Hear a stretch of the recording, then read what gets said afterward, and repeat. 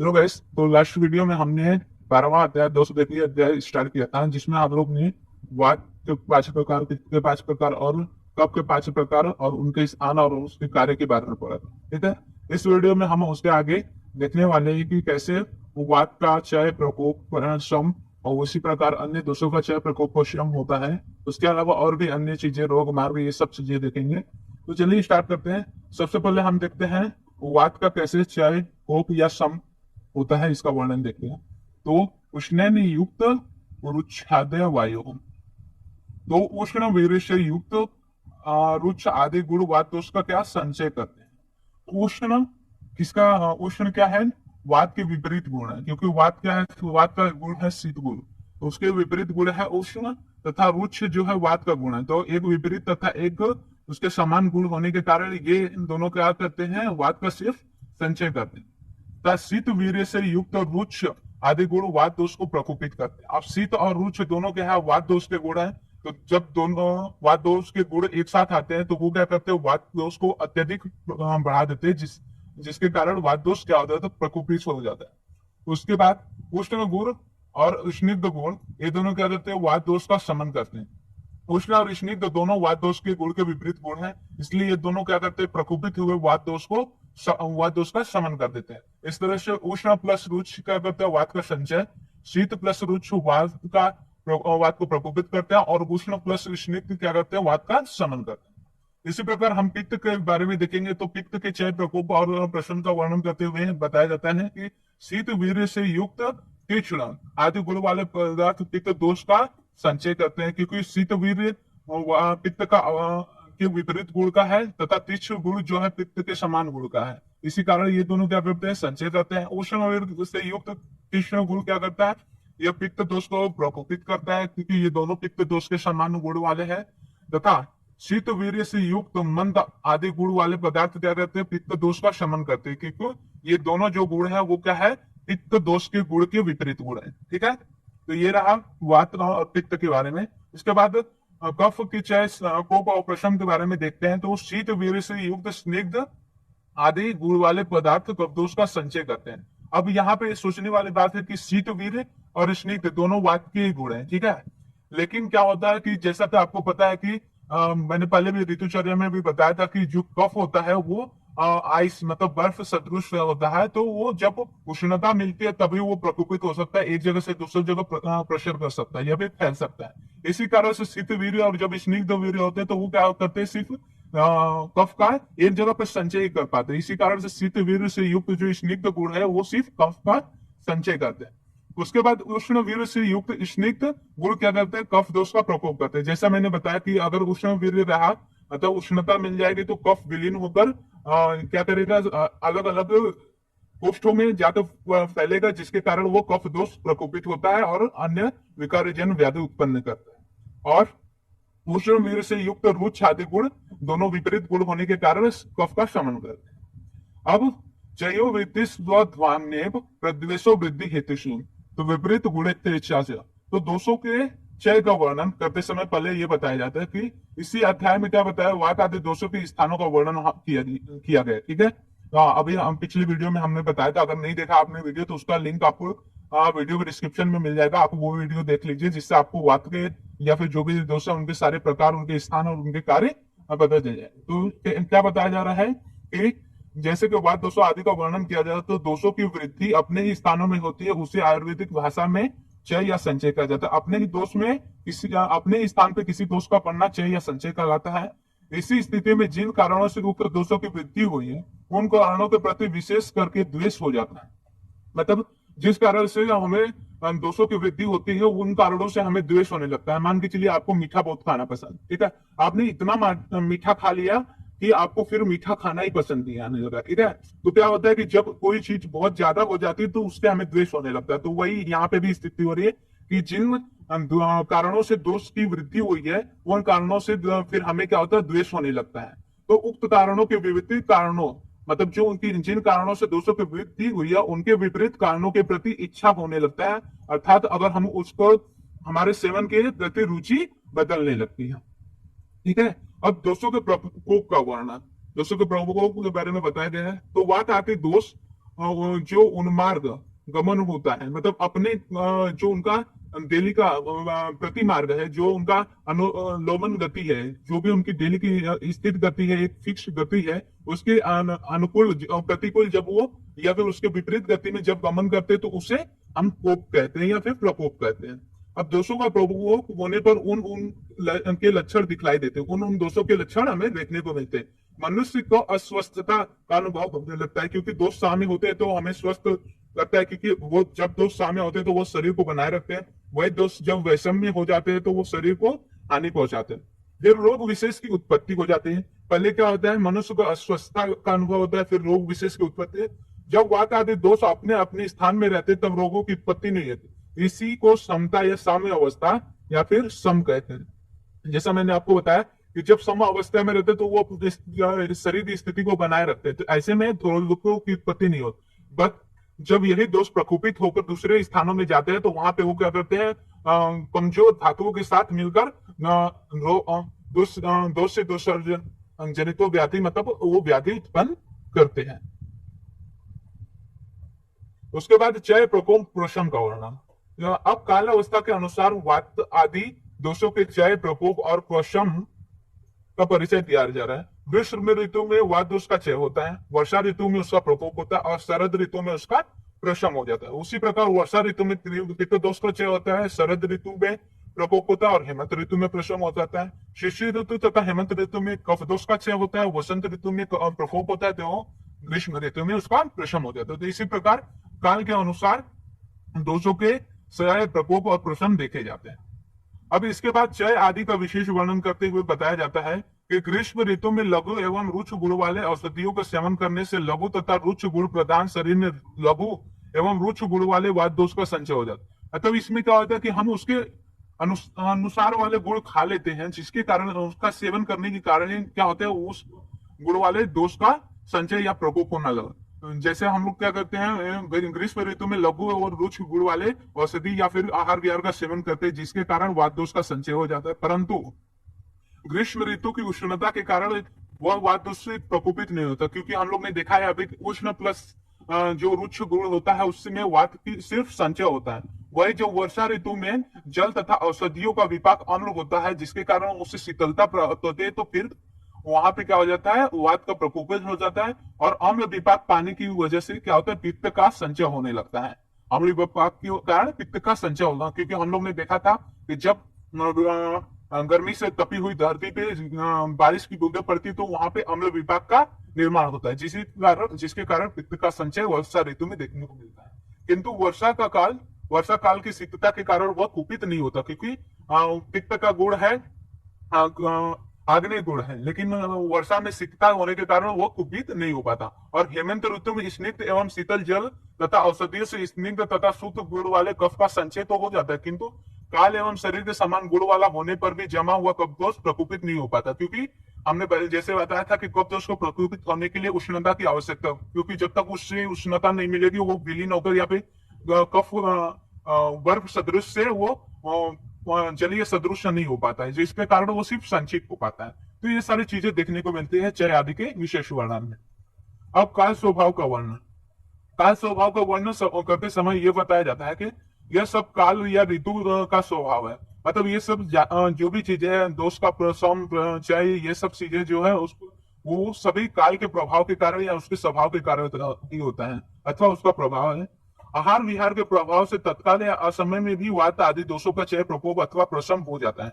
अगर हम क्या वात जन्य ज्यादा आहार विहार करेंगे तो वो, अगर आप कहीं पे ज्यादा आउट ऑफ स्टेशन घूमने चले गए या फिर ज्यादा ट्रैवलिंग करें तो इससे क्या होगा, आप वात जन्य विहार का सेवन करने के कारण कभी कभी वात जन्य रोग उत्पन्न हो सकते हैं। इसलिए क्या बताया गया है कि हमारे आहार विहार पे भी डिपेंड करता है कि कौन सा वात या फिर कौन सा दोष चाहे प्रकोप या प्रशम अवस्था में जा रहा है। कभी उक्त कालों में वात आदि दोषों का संचय प्रकोप प्रशम नहीं होता। ठीक है, इसके बाद हम देखते हैं दोषों की व्याप्ति एवं निवृत्ति। दोषों की व्याप्ति कैसे होती है और उसकी निवृत्ति कैसे होती है।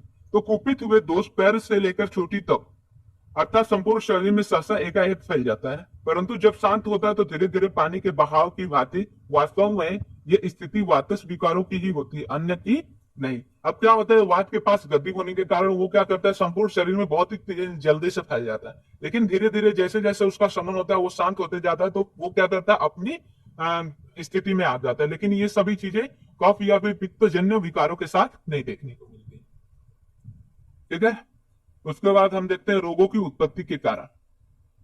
तो रोगों की उत्पत्ति किस प्रकार से होती है, क्या क्या कारण होते हैं, क्या क्या हेतु होते हैं, उसका निदान कैसे होता है, उन सब के बारे में देखेंगे। तो सबसे पहले देखते हैं, सभी प्रकार के रोगों की उत्पत्ति का एकमात्र कारण वात आदि दोष ही है। क्योंकि ये जो दोष है, वही हमारे शरीर में सभी क्रियात्मक चीजें करते हैं। जिस तरह पंच महाभूत हमारे रचनात्मक दृष्टि से बहुत महत्वपूर्ण है, उसी तरह क्रियात्मक दृष्टि से शरीर में वात आदि दोष बहुत महत्वपूर्ण भूमिका निभाते हैं। तो वात आदि दोष के कारण ही क्या होते हैं, किसी भी प्रकार के रोग की उत्पत्ति शरीर में देखी जाती है। जैसे पक्षी दिन भर चारों ओर उड़ता हुआ भी अपनी छाया का अतिक्रमण नहीं कर पाता, मतलब वो उड़ता हुआ भी क्या होता है, उसकी छाया जमीन पर पड़ती है। अथवा यह विकार समूह अनेक प्रकार का होता हुआ भी सत्व, रजस और तमस इन तीनों गुणों का अतिक्रमण नहीं कर पाता। तो उसी प्रकार क्या होता है कि ये जब वात पित्त कफ क्या करते हैं, वो जब विकृत होते हैं तो उनका असर हमें सत्व, रज और तम पे भी दिखाई देता है, क्योंकि इन दोनों को अतिक्रमण मतलब अलग नहीं किया जाता। उसी प्रकार शरीर में स्थित वात आदि दोषों, रस आदि धातुओं तथा पुरुष आदि मलों की विशेषता से उत्पन्न यह विकार समूह वात आदि दोषों का भी अतिक्रमण नहीं कर पाता। तो वही बताएगा कि अगर एक बढ़ रहा है या एक घट रहा है, तो उसकी वजह से शरीर में बहुत सारे साथ में जन्य विकार उत्पन्न होते हैं। अब दोषों के प्रकोप का क्या कारण है, तो उक्त वात आदि दोष के कारण असात्म अर्थों के साथ इंद्रियों का सहयोग, कार्य तथा दुष्कृत कर्मों का प्रभाव, फिर इन कारणों से भेद तीन प्रकार के योग देखे गए हैं, जो कि क्या करते हैं, दोषों की प्रकोपित होने का कारण होते हैं। सबसे पहले हीन योग, किसी भी चीज का उसके अनुसार से बहुत कम उपयोग में लाना। अति योग, जितना उसका उपयोग होना चाहिए उससे बहुत ज्यादा अति उपयोग करना। तथा मिथ्या योग, जिस प्रकार से उसका उपयोग होना चाहिए उस प्रकार से उपयोग न करते हुए उसको अलग तरीके से उपयोग करना, गलत प्रकार से उपयोग में लाना। इस प्रकार से तीन प्रकार के योगों के कारण दोषों का प्रकोप देखा जाता है।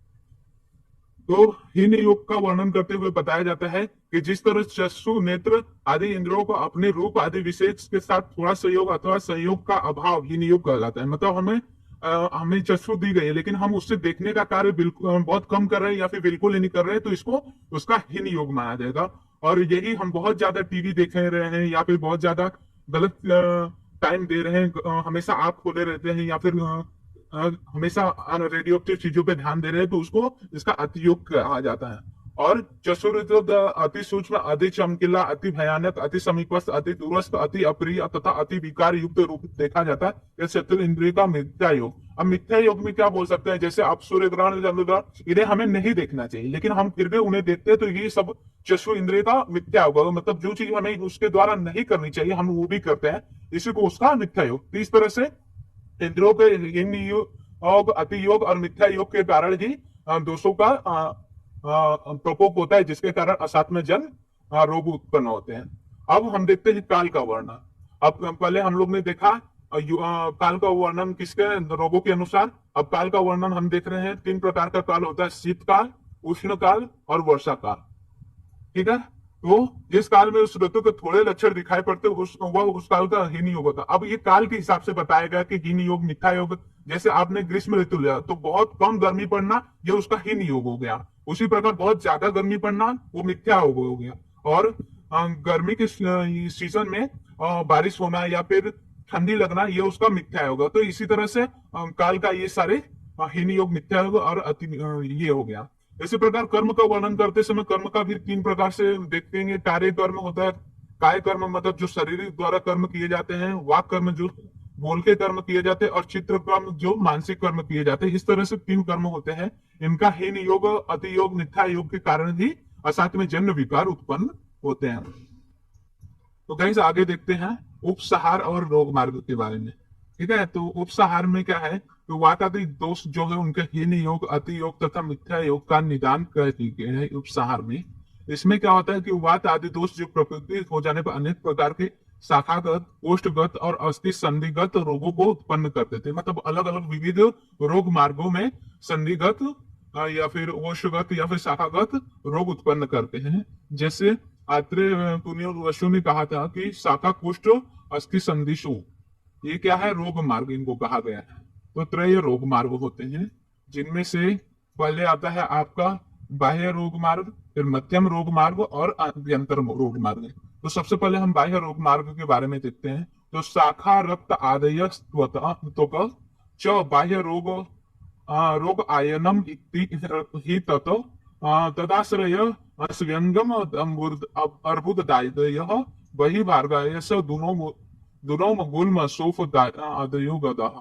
तो बाहरी रोग मार्ग इस प्रसंग में रक्त आदि धातुओं तथा त्वचा का नाम भी शाखा है। आदि धातुओं तथा त्वचा का नाम भी शाखा है। तो यह बाह्य रोग मार्ग है। जो शाखा है वो क्या है, बाह्य रोग मार्ग है। इसमें क्या क्या आता है, रक्त तथा रक्त आदि धातु धातु आते हैं तथा त्वचा आता है। इस रोग मार्ग में आश्रित मशक मत्स्य तिल आदि व्यंग गंड और जी अर्बुद आदि रोग और शरीर के बाह्य मार्ग में अर्श गुलम व्रण तथा शोथ आदि भी होते हैं। तो ऐसे रोग जो कि क्या होते हैं, इन धातुओं में होते हैं और उसके साथ साथ त्वचा पे होते हैं, वो सभी किसमें, बाह्य रोग मार्ग में आते हैं। जिस प्रकार से मशक हो गए, मत्स्य हो गए, तिल हो गए, वो सब क्या आपने हमारे चेहरे या फिर जो त्वचा वहां पे दिखाई देते हैं, व्यंग हो गए, गंड हो गए, जो मांस धातु में दिखते हैं, अलजी अर्बुद, ये सब अलग अलग स्किन से लेयर्स में देखे जाते हैं। फिर रोग हो गए, ये सारे जो रोग हो गए ये शरीर के बाह्य मार्ग में होते हैं, जैसे अर्श हो गया, गुल्म हो गया, व्रण मतलब घाव हो गया, शोथ हो गया। तो ये सारी चीजें क्या है, हमारे बाहरी रोग मार्ग है। उसके बाद अभ्यंतर रोग मार्ग के बारे में देखें तो अभ्यंतर रोग मार्ग के पर्यायवाचक शब्द इस प्रकार है। अंत कोष्ठ जो है महास्रोत से आमाशय पक्वाशय है। ये छर्दी अतिसार काश श्वास उदर रोग तथा ज्वर आदि की उत्पत्ति की स्थान है। भीतरी शोथ अर्श गुल्म विसर्ग विकृति की स्थान इसे अभ्यंतर रोग। अब अभ्यंतर रोग मार्ग में क्या है कि इसमें अंत कोष्ठ मतलब जो महास्रोत से अपना जो जीआई ट्रैक्ट है उसके सारे जो ऑर्गन्स है, जो भी जीआई ट्रैक्ट के कंपोनेंट्स है, वो सभी क्या है, अभ्यंतर रोग मार्ग में आते हैं। इसमें क्या क्या जो विकार होते हैं, जो रोग उत्पन्न होते हैं, उसमें छर्दी आता है, अतिसार आता है, काश आता है, श्वास आता है, उदर रोग होता है, ज्वर होता है आदि जो रोग है उसके उत्पत्ति स्थान को हम लोग अभ्यंतर रोग मार्ग कहते हैं। उसके बाद तीसरा जो रोग मार्ग है वो आपका मध्यम रोग मार्ग होगा, जो कि सिर में होता है, हृदय में होता है, बस्ती आदि मार्ग में और अस्थियों की संधियां, इन सब में से संबंधित सीरा स्नायु और कंडराय सभी क्या है, मध्यम रोग मार्ग है। इनमें होने वाले जो रोग होते हैं वो राजेश्यामा मतलब ट्यूबरकुलोसिस, पक्षाघात पैरालिसिस, अर्दित मतलब आधे मुंह का पैरालिसिस, फिर उसके बाद वात विकार, शिरो रोग, हृदय रोग, संधिशूल, अस्थिशूल, त्रिकशूल तथा ग्रह मतलब शरीर में जकड़न आदि जो रोग होते हैं वो आपके मध्यम रोग मार्ग होते हैं। अब उसके बाद देखते हैं वात दोष के कर्म के बारे में। तो वात दोष के कर्म में सबसे पहले आता है संस, शरीर के किसी अंग का अपने स्थान से खिसक जाना, फिर व्यास फैल जाना, शरीर का फैलाव होना, फिर व्यत बिंदरे की जैसी पीड़ा होना मतलब चुभन सी पीड़ा होना, स्वाप अंग विशेष का शून्य हो जाना, साध और साध मतलब शरीर में आलसपन उत्पन्न होना, रूप पीड़ा होना, क्रोध होना, भेद होना, संग होना, वर्त होना, तर्पण, तर्षण, शोष, स्पंदन, जो वेष्टन लपेटना मतलब जो भी चुभने जैसी चीज, किसी भी प्रकार की जो वेदना होती है वो सभी क्या है, वात दोष के कर्म के कारण होता है। उसी प्रकार पित्त दोष में देखते हैं हम दाह, लालिमा, उष्णता का अनुभव, पकना या पकाना, स्वेदन, क्लेद में शुष्कता आना, श्राव होना, रसदन होना मतलब अवसाद होना, उसके लाल वर्ण होना, पांडु रंग होना, अरुण होना, ये सारी चीजें क्या होते हैं, आपके पित्त के दोष के कर्म के लक्षण होते हैं। उसी तरह कफ दोष के लक्षण में स्निग्धता आपको देखने को मिलती है, कठोरता देखने को मिलती है, खुजली का होना, हाथ पैरों में शीत का जाना, फिर अनुभव होना, भारीपन, बंद, उपलेप आदि जो चीजें हम देखने को मिलते हो, सब वर्ण सफेद होना, रस का मधुर एवं नमकीन और किसी भी कार्य को देरी से करना मतलब आलस्य होना, ये सारी चीजें क्या है, हम कफ दोष के लक्षण में देखते हैं, उनके कर्म में देखते हैं। उसके बाद हम देखते हैं कि चिकित्सा में अभ्यास का महत्व क्या होता है, मतलब कोई भी चिकित्सा करने में उसमें कितना हमने अभ्यास किया उसका महत्व देखते हैं। तो चिकित्सा विधि को तथा वात आदि दोषों को लक्षणों के बारे में बार बार ध्यान पूर्वक देखने से चिकित्सा में सफलता देने वाली दृष्टि प्राप्त होती है। जैसे कि हमको पता है कि प्रैक्टिकल नॉलेज जो होता है वो बहुत इंपॉर्टेंट है, क्योंकि अगर हमने पूरा शास्त्र पढ़ा है, लेकिन प्रैक्टिकल नॉलेज अगर हमें नहीं है तो उसका कोई लाभ नहीं होता। इसलिए क्या है, दृष्टि से प्राप्त की गई, मतलब जो हम सामने देखे हुए चिकित्सा रहते हैं उसको ध्यानपूर्वक देखने के बाद, बार बार दोषों को, लक्षणों को देखने के बाद उसकी चिकित्सा करना क्या होता है और आसान हो जाता है। इससे चिकित्सा में सिद्धि मिलती है। यह वह दृष्टि है जिससे जौहरी देखते ही पहचान लेता है कि यह रत्न ठीक है या दोष युक्त है। ठीक है, तो वही होता है कि जितनी बार हम चीजों को देखेंगे उतने बार उतने अच्छे से हम उस चीज का भेद कर पाएंगे। फिर उसके बाद रोगों के 3 भेद देखेंगे। तो रोगों के 3 भेद में जो सबसे पहले आता है, जो रोग देखकर मिथ्या आहार विहार के सेवन करने से होता है। जो रोग मिथ्या आहार विहार से स्वयं के सेवन से होता है। फिर जो पूर्व जन्म के अपराधों से होता है, तो और वह दूसरा है। और जो रोग उक्त दोनों कारण से वो तीसरा भेद होता है। तो रोग के 3 प्रकार, तो जो पहले खाने आहार विहार के सेवन से होता है। फिर दूसरा जो पुराने जन्म के अपराधों से होता है, और जो ये दोनों में आते हैं वो 3। ठीक है, अब रोगों का परिचय देखते हैं। तो प्रथम प्रकार से रोगों को दोषोक्त कहते हैं। रोगों को क्या, रोग को दोषोक्त कहते हैं। बात आदि दोषों के उत्पन्न होने के कारण हुआ है, इसलिए दोषोक्त कहते हैं। अब इस भांति कोई प्रत्यक्ष कारण है, इसमें दोषज रोग की भांति कोई प्रत्यक्ष। तीसरे प्रकार के रोग का नाम है कर्म दोषज। तो सबसे पहले प्रकार का रोग दोषोक्त है, जो कि दोषों के कारण उत्पन्न होते हैं। दूसरे प्रकार का नाम है कर्मज, जो कि हम जैसे भी कर्म आहार विहार करते हैं उसके कारण होते हैं। और तीसरे दोष का नाम है कर्म दोषज। पहला आपका दोषज, फिर दूसरा कर्मज, फिर तीसरा कर्म दोषज। अब त्रिविध रोग चिकित्सा में पहले दोषोक्त रोग मतलब दोषज रोग की चिकित्सा होती है, दूसरा कर्मज रोग की चिकित्सा, और तीसरा कर्म दोषज रोग की चिकित्सा। इस तरह से 3 रोगों की चिकित्सा होती है। उसके बाद हम देखते हैं रोगों के 2 भेद होते हैं, एक कायिक स्वतंत्र रोग और एक परतंत्र रोग। तो इसमें परतंत्र रोग भी 2 प्रकार के होते हैं, जो कि होते हैं पूर्वज और पश्चात जात। पूर्वजात और पश्चात जात। तो पूर्व रोगों को भी पूर्वज रोग कहते हैं, और जो रोग के अंत में उत्पन्न होते हैं उन्हें उपद्रव या पश्चात जात कहते हैं। जो रोग की क्या है, अंत में उत्पन्न होने वाले जो लक्षण होते हैं उसमें उसे उपद्रव या पश्चात जात के नाम से जाना जाता है। और जो पूर्व में होते हैं उन्हें पूर्व जात या फिर पूर्व रोग कहते हैं। उसके बाद हम देखते हैं स्वतंत्र रोग। स्वतंत्र रोग क्या होते हैं, तो स्वतंत्र रोग वे होते हैं जो अपने दिनोयुक्त कारण से पैदा होते हैं। दिनानुक्त कारण से मतलब जो भी हम काम करते हैं उसके कारण से होते हैं। और ये क्या होता है, तो जैसे ही इनको चिकित्सा मिलती है ये शांत हो जाते हैं। इस प्रकार इस रोगों के लक्षण भी स्पष्ट होते हैं, मतलब जैसी बीमारी है उसके अनुसार उनके खुद के स्पष्ट लक्षण दिखाई देते हैं। उसी तरह परतंत्र रोग जो है वो परतंत्र रोग स्वतंत्र रोग कहे जाने वाले रोगों से विपरीत होते हैं। अब ये बिल्कुल विपरीत होते हैं, इनके लक्षण उतने स्पष्ट नहीं रहते हैं। ठीक है, अब इसके बाद मनो का विचार में देखते हैं। तो इसी प्रकार रोगों के विकारों से पैदा करने वाले मलों को भी समझ लेना चाहिए। तो मलों को भी वही है कि जिस विकार के कारण मल में विकृति पैदा हो रही है उसके हिसाब से उनके विकार होते हैं। ठीक है, अब इसके बाद देखते हैं, ये सब तो उतना इम्पोर्टेंट नहीं दिख रहा है, वो पत्र चिकित्सा में ये सब चीजें तो थी। जो इम्पोर्टेंट है मैं ज्यादातर करके वही देखने की कोशिश कर रहा हूँ।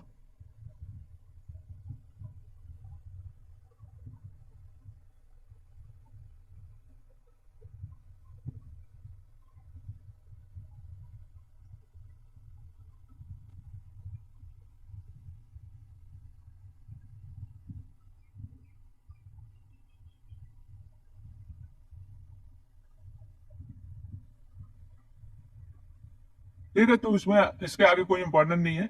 लगभग जितना हमने पढ़ा दिया गया है वो इम्पोर्टेंट था, तो उसका अच्छे से अध्ययन करें। और हो सके तो क्या कह रहे हैं, कुछ जो श्लोक है उनको याद करने की कोशिश कीजिए, जैसे पित्तवात और कफ के प्रकार हो गए, फिर किसके द्वारा उनका क्षय प्रकोप और प्रोषण होता है, ये सारी चीजें। फिर 11वें अध्याय के श्लोक तो लगभग पूरा याद कर ले, क्योंकि ये सब श्लोक जो है as a point of view of मतलब जब आप प्रैक्टिस करेंगे तो भी इम्पोर्टेंट रहेंगे, क्योंकि ये सारी चीजें जो अगर श्लोक वाइज याद करते हैं तो भूलने के चांसेस कम रहते हैं। ठीक है, तो इसलिए अच्छा रहेगा कि आप श्लोक के थ्रू याद करें, और जो भी डाउट्स रहे वो आप कमेंट बॉक्स में डाल दीजिए, फिर हम उस पर एक अलग से वीडियो आपके लिए क्रिएट कर देंगे। ठीक है।